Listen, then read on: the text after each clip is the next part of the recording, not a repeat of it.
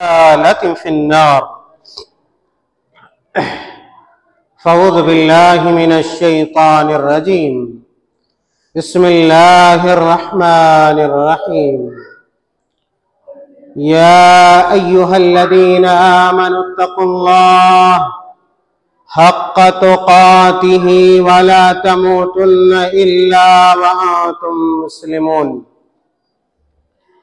या अय्युहन्नासुत्तक़ू रब्बकुमुल्लज़ी ख़लक़कुम मिन नफ्सिन वाहिदा व ख़लक़ मिन्हा ज़ौजहा व बस्स मिन्हुमा रिजालन कसीरन व निसाअ वत्तक़ुल्लाह अल्लज़ी तसाअलून बिही वल अर्हाम इन्नल्लाह कान अलैकुम रक़ीबा। या अय्युहल्लज़ीना आमनुत्तक़ुल्लाह वक़ूलू क़ौलन सदीदा युस्लिह लकुम अअमालकुम व यग़फ़िर लकुम ज़ुनूबकुम वमन युतिइल्लाह व रसूलहु फ़क़द फ़ाज़ फ़ौज़न अज़ीमा। वक़ाल तआला फ़ी मक़ामिन आख़र लक़द कान लकुम फ़ी रसूलिल्लाहि उस्वतुन हसनह लिमन कान यरजुल्लाह वल यौमल आख़िर व ज़करल्लाह कसीरा। वक़ाल तआला वमा आताकुमुर रसूलु फ़ख़ुदूहु वमा नहाकुम अन्हु फ़न्तहू वत्तक़ुल्लाह इन्नल्लाह शदीदुल इक़ाब। वक़ाल सल्लल्लाहु अलैहि वसल्लम तरक्तु फ़ीकुम अमरैन लन तदिल्लु मा इन तमस्सक्तुम बिहिमा किताबुल्लाहि व सुन्नती। हाज़रीन जुमा, बुजुर्गों, भाइयों, नौजवान साथियों, प्यारे बच्चों और मेरी आवाज़ सुनने वाली माओ और बहन, हम और आप इस बात को जानते हैं और अच्छी तरह जानते हैं कि जब कोई शख्स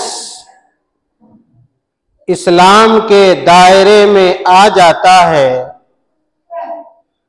इस्लाम को कबूल कर लेता है, अपना लेता है, अपने गले से लगा लेता है, तो फिर ऐसे शख्स के लिए ये जरूरी हो जाता है कि वह अल्लाह रब्बुल आलमीन की इबादत करे, उन इबादात की बजावरी करे जिन इबादात को बजा लाने का अल्लाह रब्बुल आलमीन ने हुक्म दिया है और कुरान में ये बतलाया गया है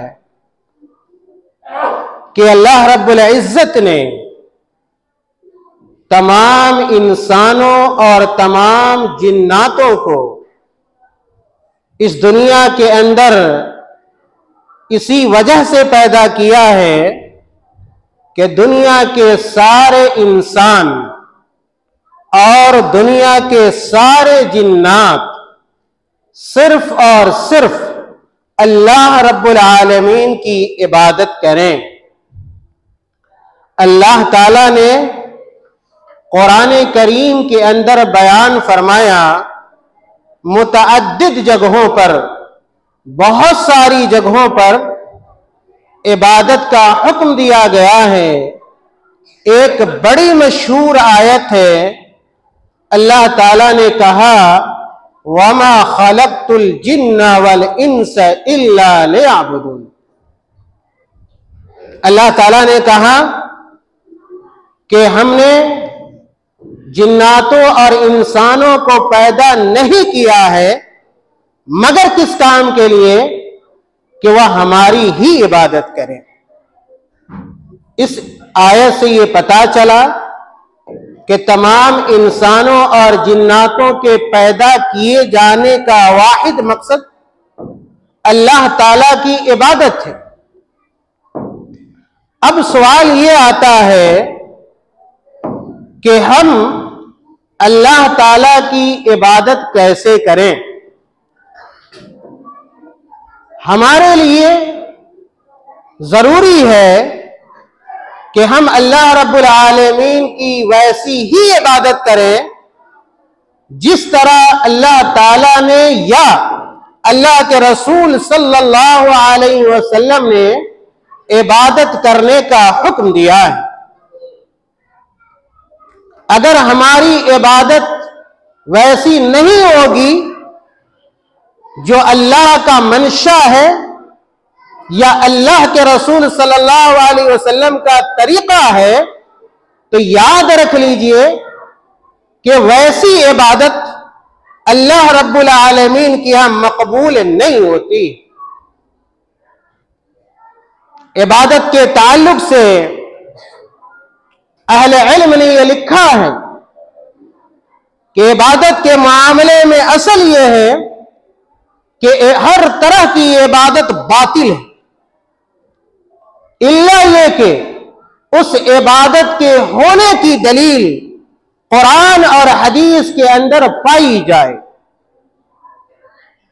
मेरे भाइयों, आज मुसलमानों के यहां बहुत सारे आमाल इबादत के नाम पर दाखिल हो गए हैं और लोग उन आमाल को इबादत समझकर करते हैं, लेकिन जब कुरान को देखा जाता है और हदीस को तलाश किया जाता है तो पता यह चलता है कि उस इबादत की दलील न कुरान में है और न अल्लाह के रसूल के फरमान में। तो ऐसी इबादत का हुक्म क्या होगा? याद रखिए, ऐसी तमाम इबादतें जिसको हम और आप अच्छा समझ के तो करें, अच्छा जान के करें, ये समझ लें कि ये नेकी का काम है, सवाब का काम है, लेकिन उस अमल से अगर कुरान खामोश है, अल्लाह के रसूल सल्लल्लाहु अलैहि वसल्लम की हदीसें अगर खामोश है, तो हमारे अच्छा जान लेने से या बेहतर जान लेने से या उस अमल को इबादत समझ के अंजाम दे लेने से उसका शुमार इबादत में से नहीं होगा, बल्कि ऐसी सूरत में बजाय हम अल्लाह रब्बुल आलमीन की तरफ से सवाब के हकदार होने के, हम गुनाह के हकदार होंगे। इबादत के मामले में कुरान और हदीस की इत्तिबा और पैरवी जरूरी है। अगर कुरान और हदीस की पैरवी आप नहीं करेंगे अकायद के मामले में, इबादत के मामले में खास तौर से, तो आपकी वह इबादत अल्लाह रब्बुल आलमीन के यहां काबिल कबूल नहीं होगी। मेरे भाइयों, अल्लाह ताला ने कुरान करीम के अंदर इरशाद फरमाया, वह आयतें मैंने आपके सामने पढ़ी हैं। अल्लाह ताला ने कहा, लक़द कान लकुम फी रसूलिल्लाहि उस्वतुन हसना लिमन कान यरजुल्लाह वल यौमल आखिर व ज़करल्लाह कसीरा। अल्लाह ताला ने कहा कि ए नबी अकरम सल्लल्लाहु अलैहि वसल्लम, आप अपनी उम्मत के लोगों को यह बतला दीजिए, ये पैगाम पहुंचा दीजिए, उनको ये सुना दीजिए कि लक़द कान लकुम फी रसूलिल्लाहि उस्वतुन हसना। क्या दुनिया के इंसानों, ऐ दुनिया के मुसलमानों और मोमिनों, सुनो, लक़द कान लकुम फी रसूलिल्लाहि उस्वतुन हसना, तुम्हारे लिए अल्लाह के रसूल सल्लल्लाहु अलैहि वसल्लम की जात में अल्लाह के रसूल सल्लल्लाहु अलैहि वसल्लम की शख्सियत में बेहतरीन नमूना है। अकायद के मामले में हमारा अकीदा वैसा ही होना चाहिए जो अल्लाह के रसूल सल्लल्लाहु अलैहि वसल्लम का अकीदा था, और हमारी इबादत वैसी ही होनी चाहिए जैसी इबादत अल्लाह के रसूल सल्लल्लाहु अलैहि वसल्लम किया करते थे, अल्लाह के रसूल सल्लल्लाहु अलैहि वसल्लम के सहाबा अंजाम दिया करते थे। अल्लाह ताला ने कहा, लक़द कान लकुम फी रसूलिल्लाहि उस्वतुन हसना लिमन कान यरजुल्लाह वल यौमल आखिर व ज़करल्लाह कसीरा। आगे अल्लाह ताला ने कहा कि अकायद के मामले में हो या इबादत के मामले में हो या मामलात के सिलसिले में हो, आप सल्लल्लाहु अलैहि वसल्लम के तौर तरीके को कौन इख्तियार करता है? अल्लाह ताला ने कहा कि आप सल्लल्लाहु अलैहि वसल्लम की सुन्नत को वही लोग इख्तियार करेंगे जिनको आखिरत के दिन पर ईमान हो, अपनी मौत के ऊपर ईमान हो, व ज़करल्लाह कसीरा, और वह लोग कसरत से अल्लाह ताला का जिक्र व अज़कार करते हो। मेरे भाइयों, इस आयत को मैंने इसलिए पढ़ा है ताकि आपको ये बतलाया जा सके कि अगर इबादत भी है तो हमें वैसी ही इबादत करनी है जो अल्लाह के नबी सल्लल्लाहु अलैहि वसल्लम का तरीका रहा है। हमें इबादत के मामले में अल्लाह के रसूल सल्लल्लाहु अलैहि वसल्लम के तरीके से जर्रा बराबर भी नहीं हटना है और उससे इनहिराफ नहीं करना है। अगर हम हट जाएंगे हमारी वह इबादत नहीं होगी। अल्लाह रब्बुल आलमीन ने दूसरे मकाम पर कहा, वमा आताकुमुर रसूल फखुदू।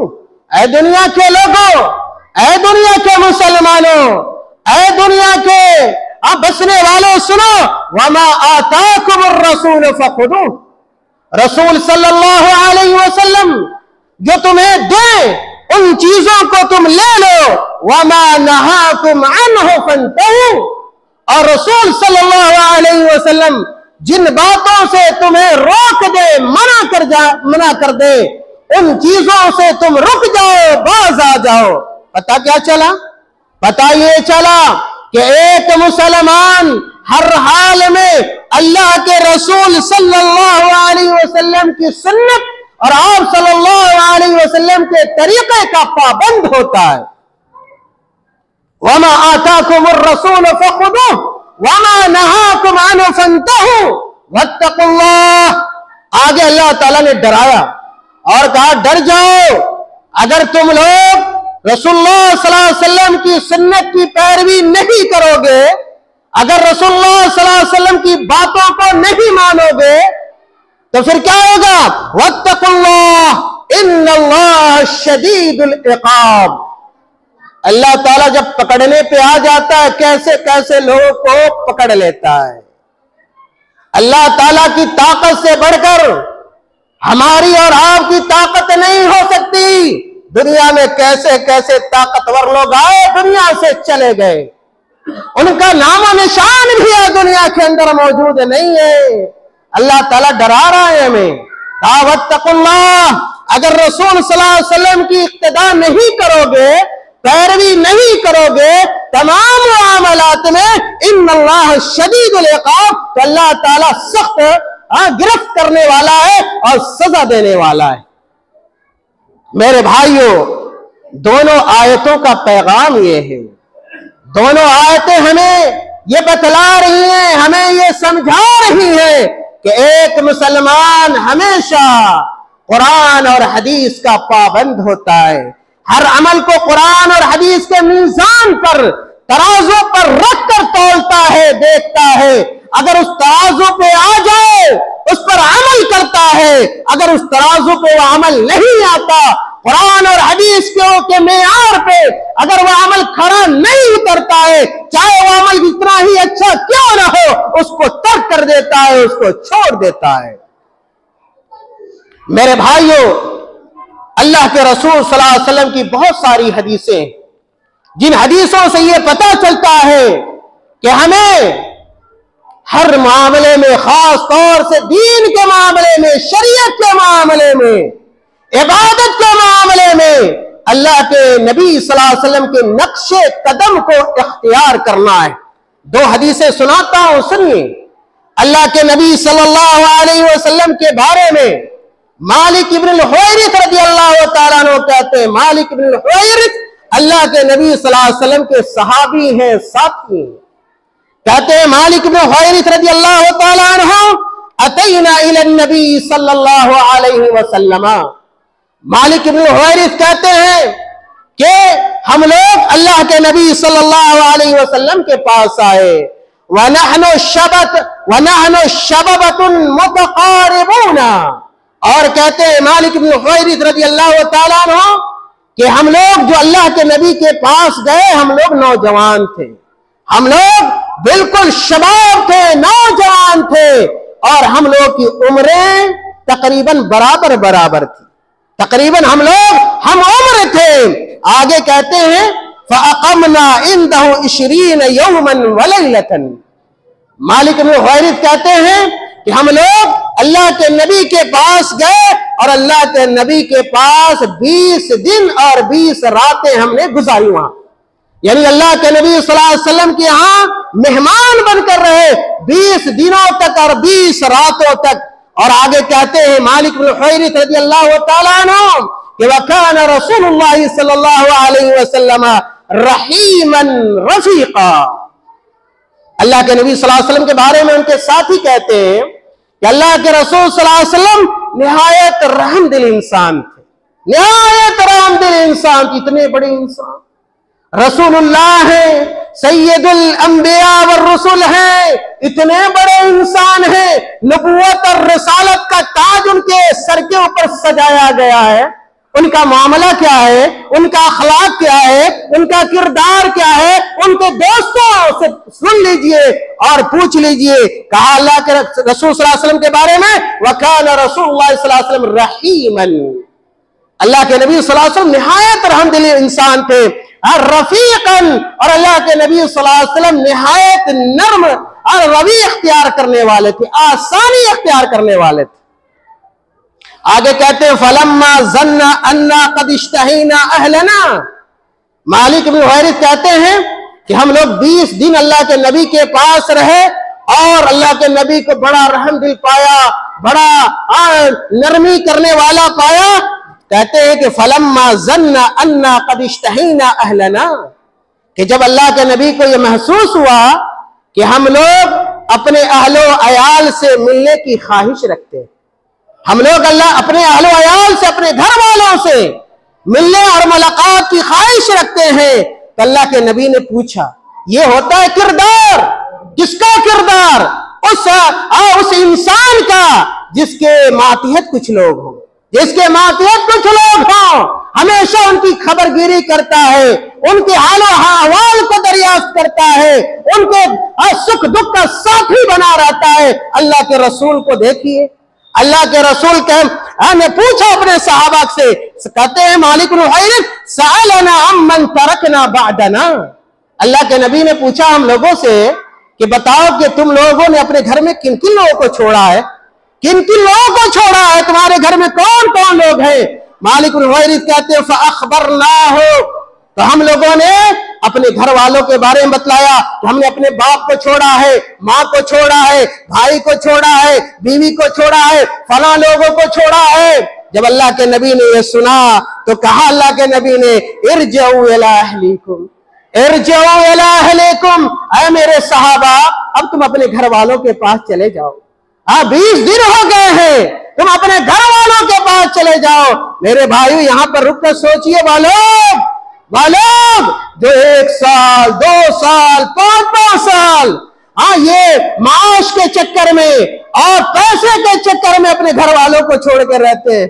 बीवी यहाँ परेशान है, बेटा यहाँ बिगड़ रहा है और सारा घर खराब हो रहा है, घर के बारे में जर्रा बराबर फिक्र नहीं है, और 5-5 साल विदेश में रह रहे हैं और दूसरे मुल्क में रह रहे हैं।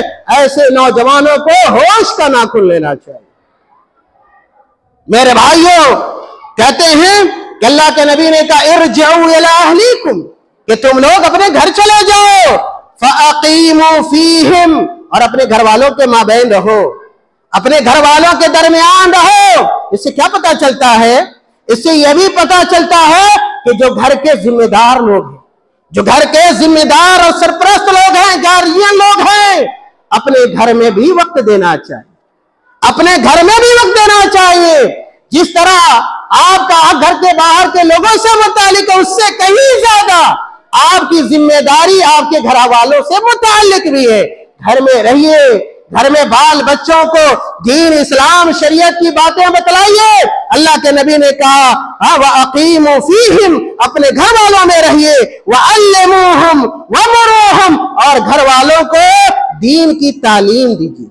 कहा अल्लाह के नबी ने अपने सहाबा को कि अपने घर वालों को दीन की तालीम दो, वमुरूहुम, और उनको अल्लाह रब्बुल आलमीन के अहकाम के बारे में भी बतलाओ। मेरे भाइयों, दरअसल ये हदीस जो है, आगे सुनिए, और अल्लाह के नबी ने कहा इसी मौके से वसल्लू कमा रअयतुमुनी उसल्ली, वसल्लू कमा रअयतुमुनी उसल्ली।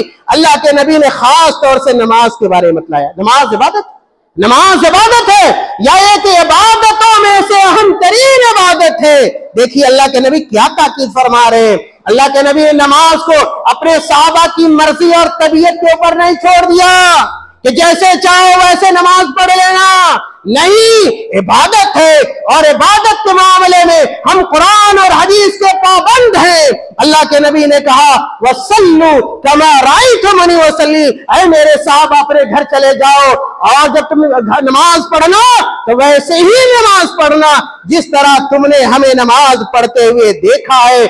आगे मजीद अल्लाह के नबी ने कहा फैदा हदरतिस सलातु फलयुअद्दिन लकुम अहदुकुम वलयउम्मकुम अकबरुकुम। अल्लाह के नबी ने कहा जब नमाज का वक्त हो जाए तो तुम में का एक आदमी अजान दे दे, और तुम में का जो बड़ा आदमी हो वह इमामत फरमा दे। मेरे भाइयों, ये सही बुखारी और सही मुस्लिम की रिवायत है, और इस हदीस से मैं आपको ये पैगाम देना चाहता हूं। या अल्लाह के नबी सल्लल्लाहु अलैहि वसल्लम की हदीस से यह पता चलता है कि अगर इबादत है तो हम कुरान और हदीस के मुत्तबे रहे, कुरान और हदीस के पैरोकार रहे, कुरान और हदीस से अलग हटकर कोई अमल करने की हम कोशिश न करें। अगर आप कर भी लेते हैं तो आपकी वो इबादत नहीं होती है, बल्कि आप गुनहगार होते हैं। दूसरी हदीस हजरत जाबिर बिन अब्दुल्लाह रज़ी अल्लाह तआला अन्हु, बड़े मशहूर सहाबी जाबिर बिन अब्दुल्लाह रज़ी अल्लाह तआला अन्हु कहते हैं कि रअयतु नबी सल्लल्लाहु अलैहि वसल्लम यरमी अला राहिलतिही यौम अन-नहर। जाबिर बिन अब्दुल्लाह रज़ी अल्लाह तआला वो बुजुर्ग साहबी हैं जिन्होंने अल्लाह के नबी सल्लल्लाहु अलैहि वसल्लम के हज को बड़े करीब से देखा, हज को बड़े करीब से देखा, और हज के तरीके को जिस तफसील से हजरत जाबिर बिन अब्दुल्लाह ने बयान किया है, किसी और सहाबी से इतनी तफसील से हज का तरीका हदीस के अंदर नहीं। कहते हैं जाबिर बिन अब्दुल्लाह रज़ी अल्लाह तआला अन्हु कि रअयतु नबी सल्लल्लाहु अलैहि वसल्लम यरमी अला राहिलतिही यौम अन-नहर। कहते हैं कि मैंने यौम अन-नहर को, यानी 10 तारीख को, यौम अन-नहर को, 10 जिलहिज्जा को मैंने अल्लाह के नबी को देखा कि अल्लाह के नबी सल्लल्लाहु अलैहि वसल्लम अपनी सवारी पर सवार होकर और रमी कर रहे हैं, यरमी यानी पत्थर को मार रहे हैं। वह यकूल, और उस मौके से अल्लाह के नबी ने कहा कि लिताखुदू मनासिककुम, लिताखुदू मनासिककुम, ऐ मेरे सहाबा तुम लोग मुझसे हज का तरीका जान लो, हज का तरीका सीख लो। हज इबादत है, हज इबादतों में से, बड़ी इबादतों में से एक इबादत है। अल्लाह के नबी कह रहे हैं कि तुम लोग वैसे ही हज करना जिस तरह तुम लोग मुझको हज करते हुए देख रहे हो। और आगे अल्लाह के नबी ने कहा फ़इन्नी ला अदरी लअल्ली ला हुज्जु बाद हज्जती हादिही। कहा मेरे साहबा सुनो, इस बात का इम्कान है, कहा मेरे साहबा सुनो, मुमकिन है ये मेरा आखिरी हज साबित हो जाए, मुमकिन है कि ये मेरा आखिरी हज हो। ला हुज्जु बाद हज्जती हादिही, इसके बाद मुझे फिर दोबारा हज करने का मौका न मिले, लेकिन जब तुम हज करना तो उसी तरीके के मुताबिक हज करना जिस तरह तुम लोग मुझे हज करते हुए देख रहे हो। मेरे भाइयों, इस हदीस से भी इस हदीस से भी ये पता चलता है कि इबादत के मामले में हमें कुरान और हदीस का पाबंद रहना है और उसकी मुखालफत हमें नहीं करनी। इमाम इब्न तैमिया रहमतुल्लाह अलैह शेखुल इस्लाम इमाम इब्न तैमिया रहमतुल्लाह अलैह कहते हैं कि दीन का दारो मदार दो बातों पर, दीन का दारो मदार दो बातों पर है।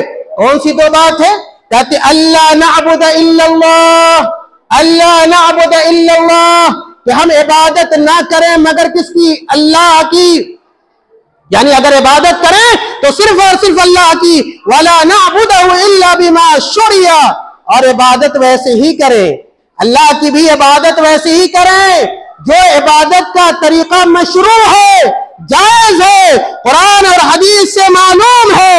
और इबादत के मामले में हम बिदअत का इर्तिकाब न करें, हम सुन्नत की मुखालफत न करें। जैसा कि अल्लाह ताला ने कहा, फमन कान यरजुल्लाह वल यौमल आखिर व ज़करल्लाह कसीरा। इस आयत से इमाम इब्न तैमिया रहमतुल्लाह अलैह ने इस्तिदलाल किया है। और एक छोटा सा कौल बयान करके मैं अपनी बात खत्म करता हूं।